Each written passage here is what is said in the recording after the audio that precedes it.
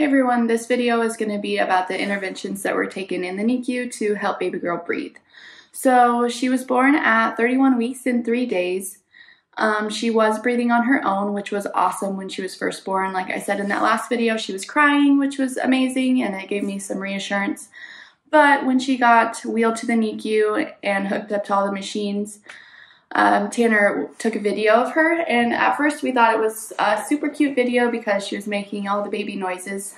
She was doing this grunting noise. I'll share a video here of what that is.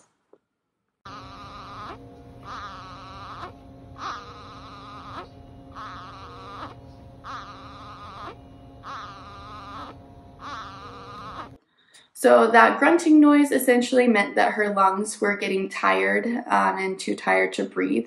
So at that age, so 31 weeks and 3 days, her lungs were not developed. Even though I had that steroid shot, the second steroid shot would have helped, but I don't know if it would have actually made a difference of her lungs actually being able to still breathe and not get tired. So one of the interventions that they used was called CPAP. So CPAP is just a little mask that they put on their nose, and essentially it is pushing air into their lungs so it is easier for them to breathe and they don't have to work so hard.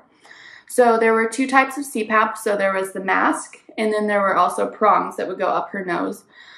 She was not a big fan of the prongs, but our doctors and nurses at the NICU that we were at were very caring about not just getting her to breathe the correct way, but also they didn't want to cause any other problems. So if she would have had the mask on for too long, it would have caused a pressure sore right here. And so they would just switch back and forth between the prongs and the mask, the prongs and the mask, just to make sure that they weren't causing any other problems like a pressure sore.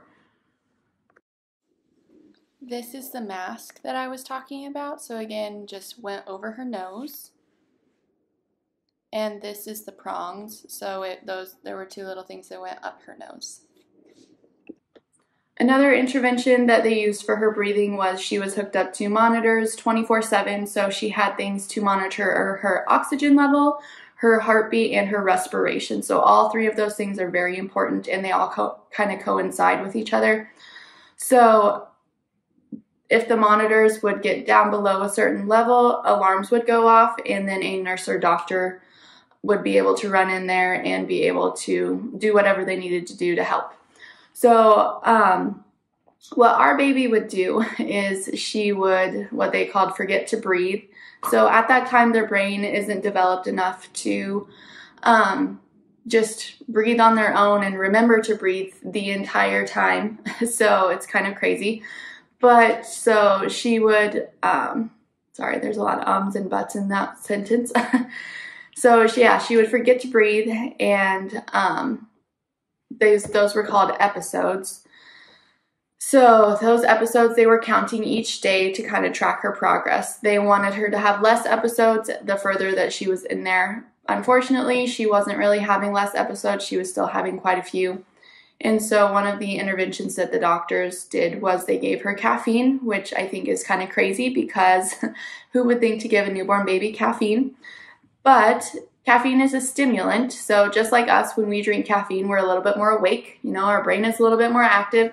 So that's essentially what they did for baby girl, was that they gave her caffeine so that her brain was a little bit more active to tell herself to breathe and to remember to breathe. Something that somebody might not know unless their baby was in the NICU, they do something called a car seat test. So car seats are kind of known for kind of cutting off a baby's airway sometimes. And if you have a preemie baby that's already had some breathing issues, that could also cause a little bit more concern there. So they make sure that the baby is okay in the car seat for about an hour and a half. So what they do, you bring in your normal car seat that you're going to be using for your baby.